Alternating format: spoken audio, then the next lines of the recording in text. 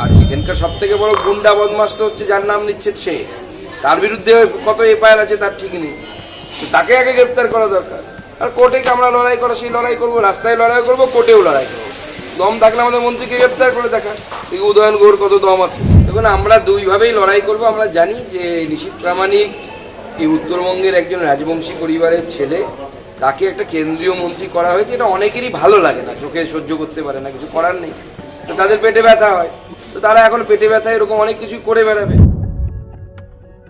ক্ষমতা থাকলে নিশীথ প্রামাণিককে গ্রেপ্তার করে দেখাক, কোচবিহারে এসে এমনটাই মন্তব্য করলেন বিজেপির রাজ্য সভাপতি সুকান্ত মজুমদার।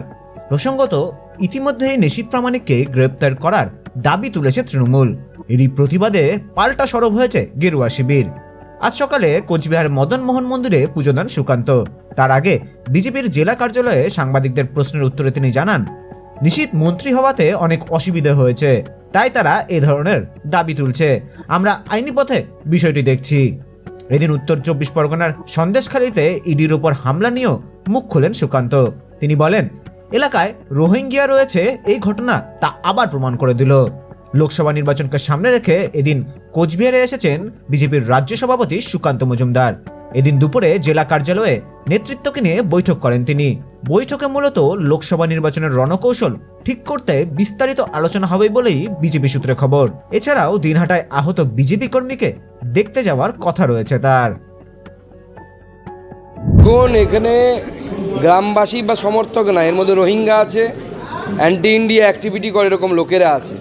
বর্তমানে তৃণমূল কংগ্রেসের এই নেতারা ভারতবর্ষের আন্তরিক সুরক্ষার জন্য অন্যতম থ্রেট বা ভয়ের কারণ হয়ে যাচ্ছে। পশ্চিমবঙ্গ সরকার যেভাবে এই রোহিঙ্গাদেরকে যেভাবে প্রোৎসাহন দিচ্ছে, শাহজাহানের মতো লোকেদেরকে যেভাবে দেশবিরোধী কাজে প্রোৎসাহিত করছে, আগামী দিনে পশ্চিমবঙ্গ সরকার ভারতবর্ষের অর্থাৎ আমাদের দেশের ইন্টারনাল সিকিউরিটি আন্তরিক সুরক্ষার জন্য বিপদ। এবং আজকে যে ঘটনা ঘটলো, এটা গ্লিমস ইংরেজিতে যাকে বলে, বাংলায় বলে যে প্রতিচ্ছবি, সামান্য একটা ছোট্ট অংশ দেখতে পেলেন, আর এটা ট্রেলার।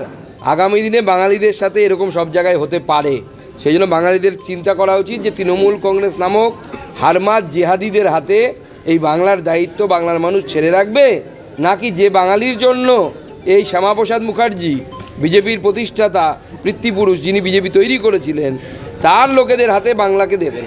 নাহলে বাংলার অবস্থা ওই বাংলাদেশের মতো হবে। কোচবিহার থেকে শুভঙ্কর সাহার রিপোর্ট, উত্তরবঙ্গ সংবাদ।